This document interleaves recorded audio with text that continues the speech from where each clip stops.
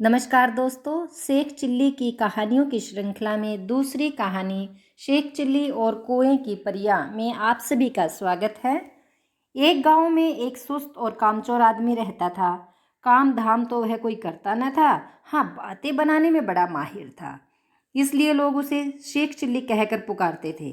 Sheikh chilli के घर की हालत इतनी खराब थी कि महीने में 20 दिन चूल्हा नहीं जल पाता था। शेख चिल्ली की बेवकूफ़ी और सुस्ती की सज़ा उसकी बीवी को भुगतनी पड़ती थी और भूखे रहना पड़ता था।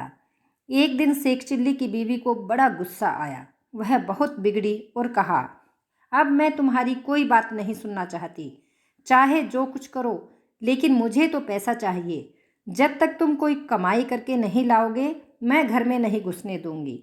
यह कहकर बीवी ने शेख चिल्ली को नौकरी की खोज में जाने के लिए मजबूर कर दिया। साथ में रास्ते के लिए 4 रूखी सूखी रोटियां भी बांध दी। साग सालन कोई था ही नहीं, देती कहाँ से। इस प्रकार शेख चिल्ली को न चाहते हुए भी नौकरी की खोज में निकलना पड़ा। शेख चिल्ली सबसे पहले अपने गांव के साहूकार के यहाँ गए।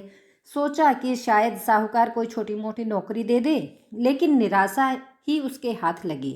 साहूकार के कारिंदों ने चौखट पर से ही उसे डांट डपट कर भगा दिया।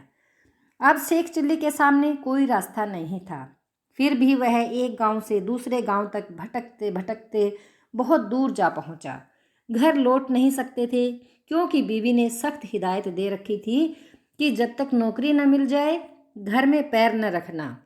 दिन भर चलते चलते जब शेख चिल्ली थक कर चूर हो गए तो सोचा कि कुछ देर सुस्ता लिया जाए। भूख भी जोरों की लगी थी, इसलिए खाना खाने की बात भी उसके मन में थी। तभी कुछ दूर पर एक कुआं दिखाई दिया। शेख चिल्ली की हिम्मत बंधी और उसी की ओर बढ़ चले। कुएं के चबूतरे पर बैठकर शेख चिल्ली ने बीवी की दी हुई रोटियों की पोटली खोली। उसमें 4 रूखी सूखी रोटियां थी। भूख तो इतने जोर की लगी थी कि उन चारों से भी पूरी तरह न बुझ पाती।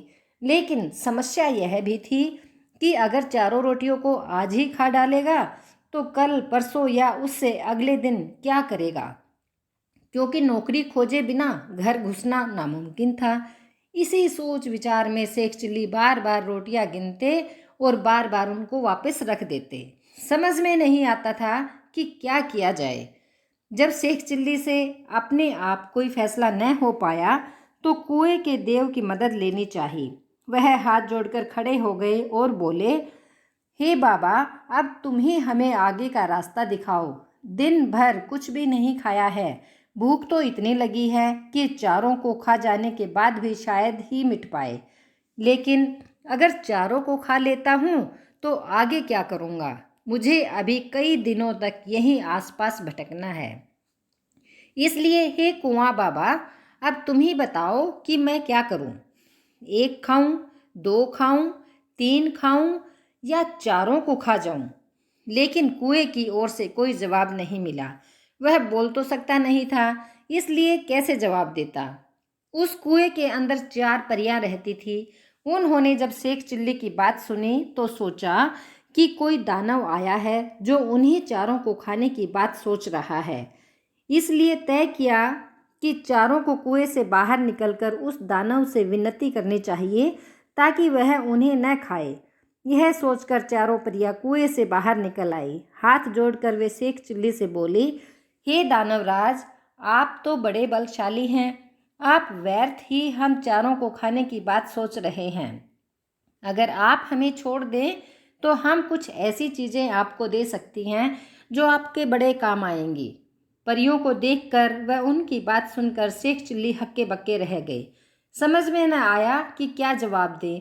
लेकिन परियों ने इस चुप्पी का यह मतलब निकाला कि उनकी बात मान ली गई है। इसलिए उन्होंने एक कठपुतला व एक कटोरा शेख चिल्ली को देते हुए कहा, हे दानवराज, आपने हमारी बात मान ली, इसलिए हम सब आपका बहुत बहुत उपकार मानती हैं। साथ ही अपनी यह 2 तुच्छ भेंटें आपको दे रही हैं। यह कठपुतला हर समय आपकी नौकरी बजाएगा। आप जो कुछ कहेंगे वही करेगा। और यह कटोरा, वह हर रोज़ एक खाने की चीज़ आपके सामने पेश करेगा जो आप इससे मांगेंगे। इसके बाद परियां फिर कुएं के अंदर चली गई। इस सब से शेख चिल्ली की खुशी की कोई सीमा नहीं रही। उसने सोचा कि अब घर लौट चलना चाहिए, क्योंकि बीवी जब इन दोनों चीज़ों को देखेगी, इनके कर्तव्य को देखेगी, तो वह फूली न समाएगी। लेकिन सूरज डूब चुका था और रात घिर आई थी, इसलिए शेख चिल्ली पास के एक गांव में चले गए और एक आदमी से रात भर के लिए अपने यहाँ ठहरा लेने को कहा। यह भी वायदा किया कि इसके बदले में वह घर के सारे लोगों को अच्छे अच्छे पकवान व मिठाइयाँ खिलाएंगे। वह आदमी तैयार हो गया और शेख चिल्ली को अपनी बैठक में ठहरा लिया। शेख चिल्ली ने भी अपने कटोरे को निकाला और उसने अपने कर्तव्य दिखाने को कहा। बात की बात में खाने की अच्छी अच्छी चीज़ों के ढेर लग गए।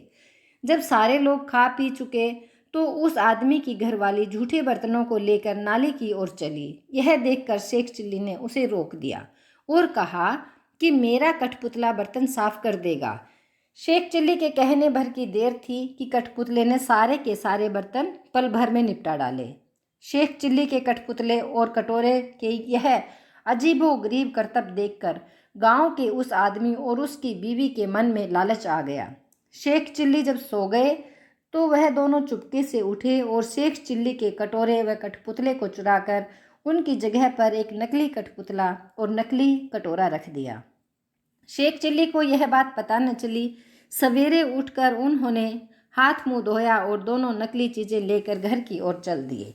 घर पहुंचकर उन्होंने बड़ी डींगे हाँकी और बीवी से कहा, भगवान, अब तुझे कभी किसी बात के लिए झिकना नहीं पड़ेगा।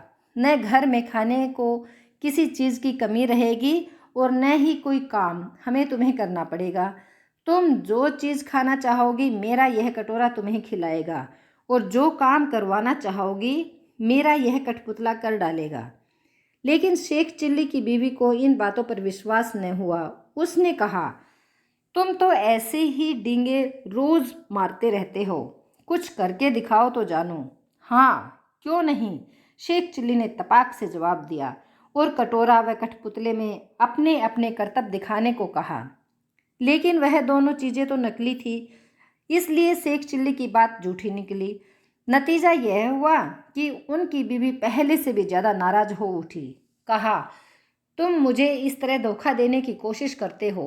जब से तुम घर से गए हो घर में चूल्हा नहीं जला है। कहीं जाकर मन लगाकर काम करो तो कुछ तनख्वाह मिले और हम दोनों को 2 जून खाना नसीब हो।